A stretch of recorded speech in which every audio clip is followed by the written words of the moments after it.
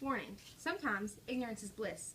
After gaining this knowledge, you might be hurt when you find out that someone is lying to you. The following deception detection techniques are used by police officers, forensic anthropologists, security experts, and investigators. This knowledge is also useful for managers, employers, or anyone who might need to know the difference between the lie and the truth. This is just a basic rundown of body language and verbal cues that may indicate that someone is being untruthful. Some of the deceptions that may take place are limited physical expressions, emotional contradictions, and verbal context and content. The first among these is body language of someone who is lying. A person who is lying is going to avoid extra physical interaction. Physical expression will be limited and stiff, usually with the hands and arms. Hand, arm, and leg movement will be limited and usually close to the body so the person takes up less space. A person who is lying to you will avoid making eye contact with you. They will begin to touch their face, throat, and ears, scratching behind their nose. They will usually avoid touching their chest with an open hand. A guilty person will become defensive. An innocent person will go to the offensive. A liar is often uncomfortable facing their questioner. They will usually turn their head away. They will often unknowingly place books, coffee cups, and etc. objects in between you and them, making as much space as possible. Their face and hands become quite paler from the stress of the lie. The person telling the lie will try to turn their hands down to where the palms are facing on the ground. Deeper breathing may be audible.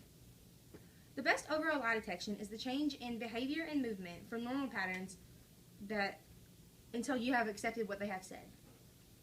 Now that we know the body language of someone lying, we can look at the emotional side of telling a lie.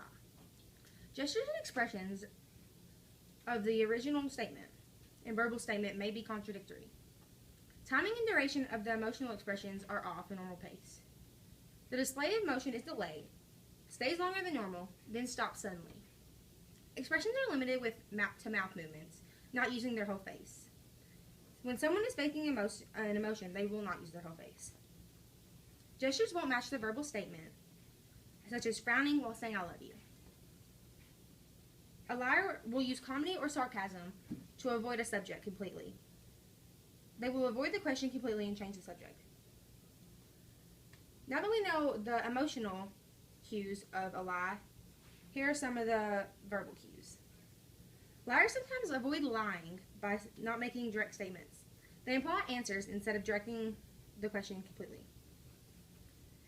A liar may leave out pronouns and speak in a monotonous tone. When a truthful statement is made, the pronoun is emphasized much more than the rest of the words in a statement.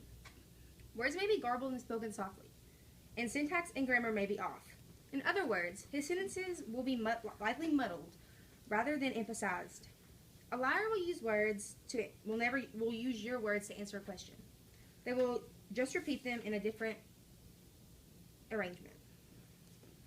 A statement with a contraction is more likely to be true than one without. For example, "I didn't do it" rather than "I did not do it." Now we know the body language, emotional expressions, and verbal context of liars usually are.